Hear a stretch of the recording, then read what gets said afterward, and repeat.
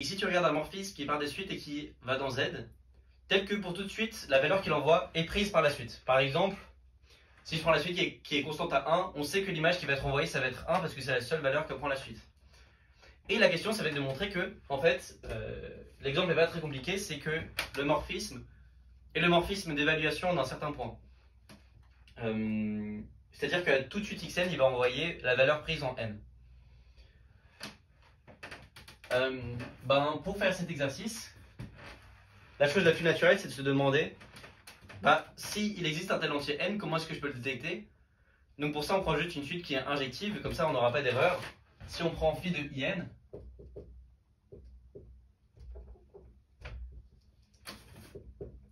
on regarde phi de l'identité qui vaut 1 en 1, 2 en 2 et tout. Et on regarde n, la valeur que ça prend. Et notre but, ça va être de montrer que phi égale ev n. Le but, ça va être de montrer ça. Première chose à faire, c'est de regarder ce qui se passe sur la suite triviale, la suite qui vaut 1 seulement en n. Et ça, on peut montrer que phi de en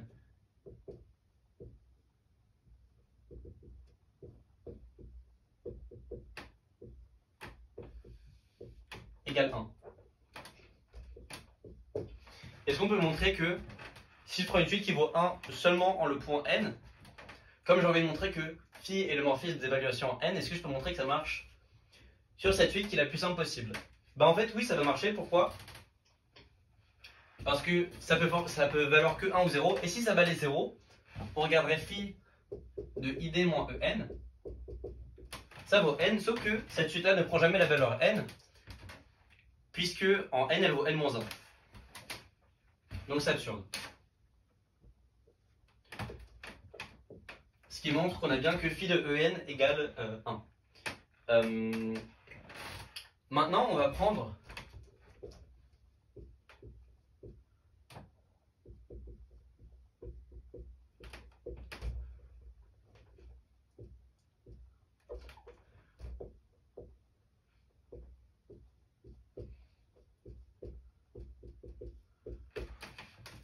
Maintenant, je prends une partie incluse dans n, mais qui ne contient pas n quelconque. Et j'ai envie de montrer que l'indicatrice de cette partie est dans le noyau de phi. Alors, c'est pourquoi c'est vrai? Parce qu'on va ajouter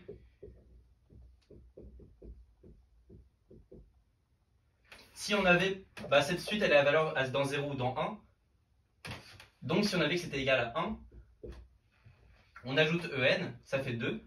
Sauf que cette suite est encore à valeur dans 0 et 1, puisque, par hypothèse, l'indicatrice de A vaut 0 en n.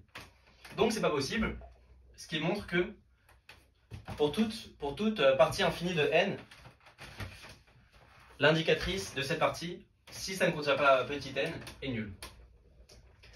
Ça c'est une bonne chose de fait. Maintenant je vais prendre yn quelconque. Et on veut phi de yn, enfin phi de y égale yn. Pour ça, ce qu'on va faire, c'est qu'on va regarder les antécédents.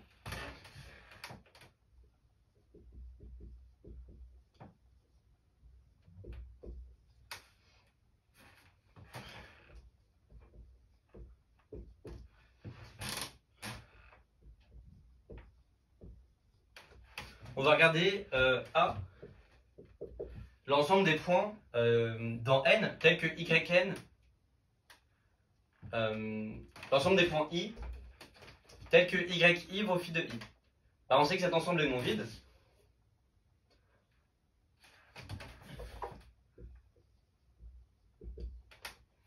On sait que cet ensemble-là est non vide. Et on veut montrer qu'il contient n. C'est facile parce que s'il ne contenait pas n, alors l'indicatrice de A serait dans le noyau de phi.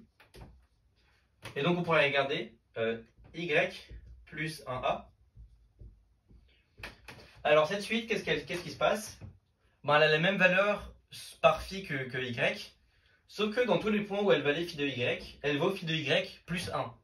Donc c'est évident qu'elle ne peut pas valoir phi de y à n'importe quel point, ce qui contredit le fait que phi de x est prise par x partout. Donc dans A, on a forcément que n est dans A, ce qui montre que phi de yn égale yn.